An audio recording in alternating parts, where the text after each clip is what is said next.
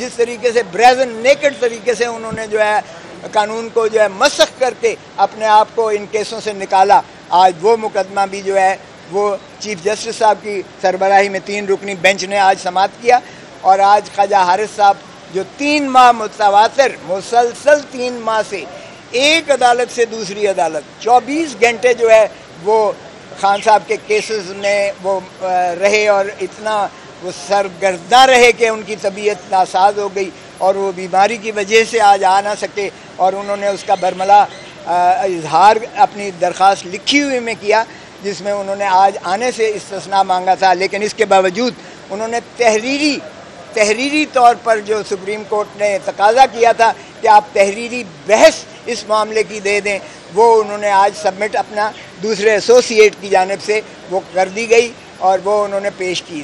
تو مخدوم علی خان صاحب نے کراچی سے شامل کی، شرکت کی، اور انہوں نے کہا مجھے یہ کل ملی ہے، یہ ان کی جو لکھ کے انہوں نے دی ہے تو میں اس کا جواب دینا چاہوں گا۔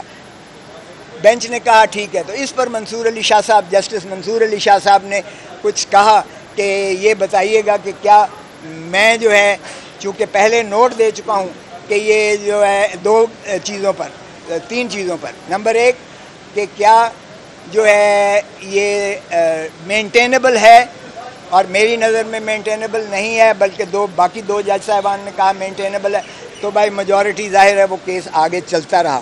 دوسرا انہوں نے کہا کہ میں نے جو آرمی ایکٹ والے کیس میں میں نے یہ لکھا کہ مناسب ہوگا کہ پہلے اس کا practice and procedure of Supreme Court rules کا، جس میں بینچ کی تشکیل پر 3 سینئر ججز کی بات کی گئی ہے، اس کا پہلے فیصلہ کیا جائے اور تب جو ہے بعد میں پروسیڈ ہو، کیونکہ پھر بینچ کی کمپوزیشن جو ہے شاید مختلف ہو جائے۔ تو انہوں نے کہا ایک بات، دوسری بات یہ ہے کہ کیا میری اس آبزرویشن کے بعد جو میں نے نوٹس دیا ہے کیا یہ بینچ کو آگے پروسیڈ کرنا چاہیے، اور تیسرا انہوں نے کہا کہ اگر یہ فیصلہ ہو بھی جاتا ہے تو کیا فل کورٹ کو سننا مناسب ہوگا یا 5 اور 5 ججز سنیں، جس طرح پہلے کیسز میں جو جتنے اہم کیسز تھے اس میں لارجر بینچ سنتی رہی ہے، تو کیا اس کے باوجود جو ہے اس بینچ کو جو ہے سننا چاہیے۔ تو چیف جسٹس صاحب نے کہا کہ ٹھیک ہے، یہ ہم آپس میں بیٹھ کے فیصلہ کریں گے، آپ اس کیس کو ہم جاری رکھنا چاہتے ہیں۔ اگرچہ مخدوم علی خان صاحب سے جب ان کی رائے لی گئی تو انہوں نے بھی کہا کہ ان کے نوٹ کی اہمیت ہے، مگر چیف صاحب نے کہا ٹھیک ہے آپ لکھ کر دے دیجئے گا، اس میں وقت کی قلت ہے اور میں یہ بوجھ اپنے سر پر نہیں لے کے جانا چاہتا کہ ہم 1 سال سے 2022 سے اس کیس کو سن رہے ہیں، اور سننے کے بعد چونکہ میری ریٹائرمنٹ قریب ہے، میں نہیں چاہتا کہ اس کو انڈیسائیڈڈ چھوڑ کے جاؤں، اور میں چاہتا ہوں کہ یہ ایک اہم کیس ہے اور اس کا فیصلہ جو ہے یکسو ہونا چاہیے۔ سو اس لیے انہوں نے یہ عزم کا اظہار کیا کہ 1 ہفتے کی انہیں ٹائم دیا ہے، یہ سوموار چھوڑ کے اگلے سوموار کو رکھا ہے۔ انہوں نے دونوں فریقین کو کہا ہے کہ آپ مزید تحریری اپنا جو ہے جواب دے دیجئے گا اور اس کیس کو ہم فیصلہ کر کے جائیں گے۔ سو یہ کسی کی غلط فہمی ہو اگر کہ یہ لمبو میں چھوڑ جائیں گے یا اس کو تھو کھاتے میں ہو جائے گا، تو ایسا نہیں ہونے جا رہا۔ انشاءاللہ چیف جسٹس ہمیں یہ عمر عطا بندیال چیف جسٹس تاریخ میں یاد رکھے جائیں گے۔ یہ جتنے نفیس شخص ہیں، جتنے یہ وفادار ہیں اور جتنا یہ قوم اور ملک کا درد رکھتے ہیں، جتنا ان ایشوز کو وہ سمجھتے ہیں کہ یہ پاکستان کے بنیادی حقوق سے اگر کوئی متصادم ہے اور عوام کے حقوق پر جو ہے غاصبانہ یہ عمل ہے، تو وہ انشاءاللہ اس کا تدارک کر کے جائیں گے، اور عوام دیکھے گی، انشاءاللہ دیکھے گی کہ جو ہے جس طرح سے انہوں نے اپنے کیسز کو دفن کر کے بند کیا ہے، قانون کو ترمیم کر کے، اور قانون کو اپنے ذات کے لیے انہوں نے مفاد کے استعمال کیا ہے مفاد عامہ کی بجائے۔ جو قانون اس حکومت نے 16 مہینے میں بنائے ہیں، ایک بھی مفاد عامہ کے لیے نہیں ہے، ایک بھی پبلک کے بینیفٹ میں نہیں ہے، ایک قانون سازی ایسی نہیں ہے جو عوام الناس کو کوئی فائدہ دیتی ہو۔ انہوں نے ذات کو فائدے پہنچائے ہیں، اپنے جو ہے کرپشن کے کیسز کو انہوں نے بند کیا ہے، انہوں نے 16 ارب کے مقصود چپڑاسی والے کیسز انہوں نے دفن کیے ہیں، بند کیے ہیں، انہوں نے ایسٹس والے کیسز بند کیے ہیں، اور اس جج کو MP1 کی جو ہے ہائیسٹ پوسٹ فیڈرل گورنمنٹ میں دی ہے، جو ریٹائرمنٹ کے بعد اس کو یہ انعام دیا ہے، اور جس نے عمران خان کو سزا دی ہے اس کو اگلے دن ہی لندن پہنچایا ہے اور وہ ماشاءاللہ سپریمو کے ساتھ ملاقات کرتا ہوا دیکھا گیا ہے اور وہ اپنی وصولیاں کر رہا ہے. تو اگر اس قسم کی جوڈیشل جو ہے یہ ہمارے ڈاکے مارے جاتے ہیں، پاکستان کے عوام کے جیبوں پر مارے جاتے ہیں، تو یہ نہ کوئی قانون جو ہے اس کو کا جواز بنتا ہے. اور انشاءاللہ عدالتیں جو ہے بنیادی حقوق کا تحفظ کریں گی، آئین کی پاسداری کریں گی، اور ہمیں یہی یقین ہے کہ رول آف لا اس ملک میں پریویل کرے گا اور عوام کو جو ہے جمہور کو اپنا جمہوری حق ملے گا. سر یہ بتائیے گا کہ کل الیکشن کمیشن نے 90 دن میں انتخابات نہ کرانے کا اعلان کرتے ہوئے کہا ہے کہ نئی حلقہ بندیاں ہوں گی. پنجاب کا الیکشن 90 دن کے اندر نہیں کروایا گیا، KPK کا الیکشن نہیں کروایا گیا اور سرزمین بے آئین بنایا گیا ہے پاکستان کو. تو میرا نہیں خیال کہ یہ جو ہے اس طرح سے یہ الیکشن کمیشن کا یہ اعلان کسی انداز سے کسی طور پر بھی آئین کے کسوٹی پر یہ اترتا ہے. یہ ہیلے بہانے بند کر دیں.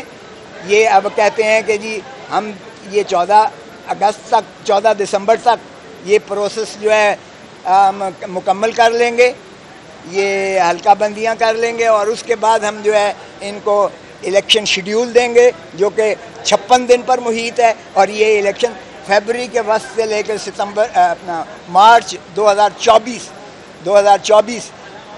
فیبری 2024 سے مارچ 2024 کے درمیان میں الیکشنز ہوں گے. تو اس کا کوئی جواز جسٹیفیکیشن آئین میں اس کا نہیں بنتا ہے. پھر آئین میں یہ ان کو توسیع آ کے سپریم کورٹ میں لیں گے. اب مجھے نہیں پتا کہ چیف الیکشن کمشنر صاحب چیف جسٹس آف پاکستان سے ملاقات کر کے گئے ہیں. یہ مجھے نہیں پتا کہ اس میں کیا انہوں نے اپنی معروضات دی ہیں اور چیف جسٹس صاحب نے کیا ہدایات دی ہیں. لیکن جو جوڈیشل ورڈکٹس ہیں، جوڈیشل ورڈکٹ سپریم کورٹ کے دونوں مرتبہ سپریم کورٹ نے پہلے کہا کہ آپ پر لازم اور واجب ہے کہ 90 دن میں کریں، اگرچہ تھوڑا سا توسیع دی گئی اور 14 مئی کا الیکشنز کا حکم دیا.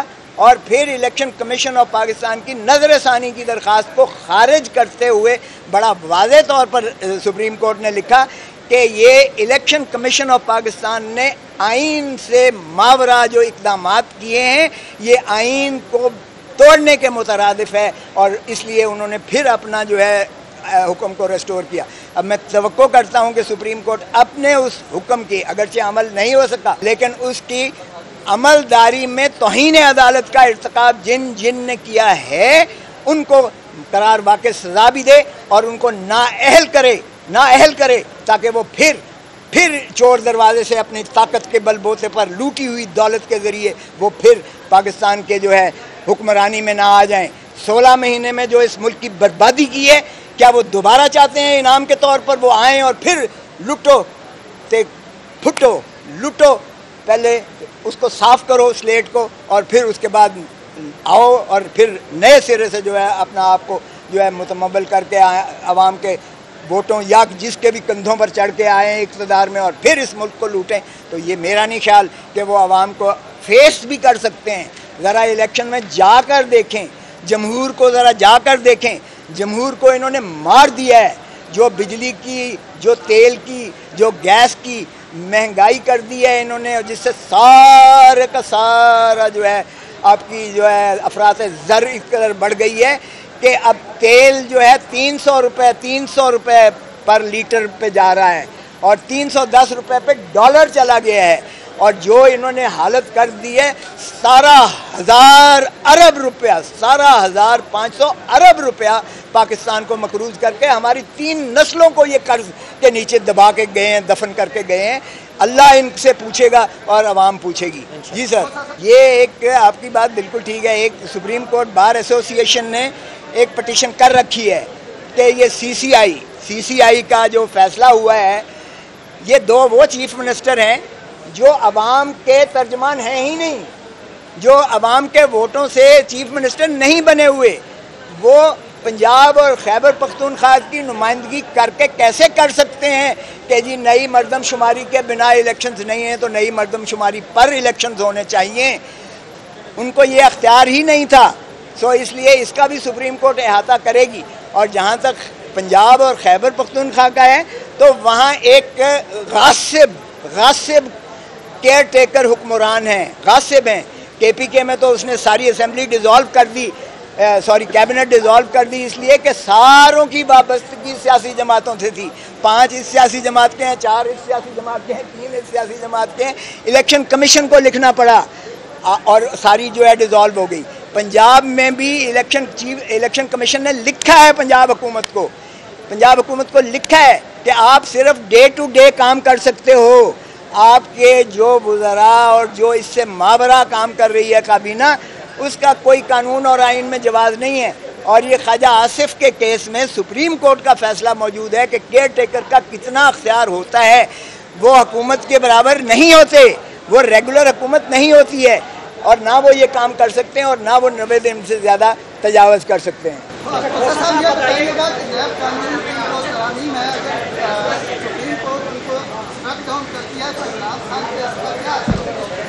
دیکھیں, عمران خان پہ اس کا اثر یا نہ اثر سے مجھے کوئی سروکار نہیں ہے.